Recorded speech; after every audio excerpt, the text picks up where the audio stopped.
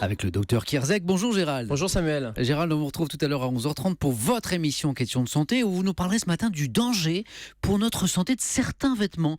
Dites-nous d'abord, comment un vêtement peut-il être dangereux pour la santé ? Exactement, et promis, on ne chantera pas Super Mario.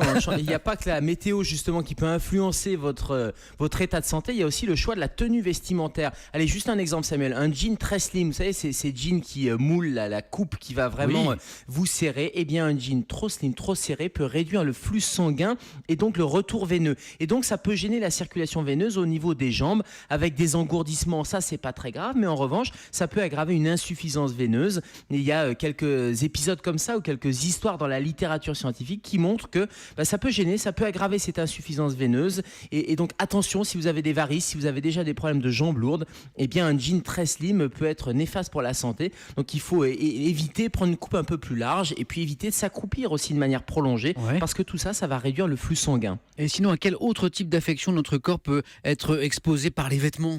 Alors, on vient de le voir, tout ce qui est mécanique, c'est-à-dire tout ce qui va gêner le retour veineux, mais tout ce qui va gêner aussi la digestion. Par exemple, les gaines, vous savez, ces gaines minceurs. Eh bien, quand on a des problèmes soit de reflux, soit de mauvaise digestion, vous imaginez bien que ça va gêner au niveau de l'estomac et du tube digestif. Et puis, il y a des risques infectieux. Le frottement des vêtements, ou allez, vous venez de vous lever, vous avez encore votre pyjama, vous allez le quitter ce matin. Je l'ai enlevé, moi, ça y est. Eh bien, j'imagine, Samuel, mais pour les auditeurs qui nous écoutent, il faut penser à le laver, par exemple, ce pyjama. Parce que c'est vrai qu'on a tendance à le porter pendant plusieurs semaines et ça peut être un nid à bactéries et là aussi il y a des risques infectieux. Donc on voit bien entre les risques allergiques, les risques mécaniques ou les risques d'infection, les vêtements ça peut être pourvoyeur d'un certain nombre de désagréments de santé. Tous les vêtements que vous venez d'évoquer, le jean slim, tout ça, il faut y renoncer à les porter ?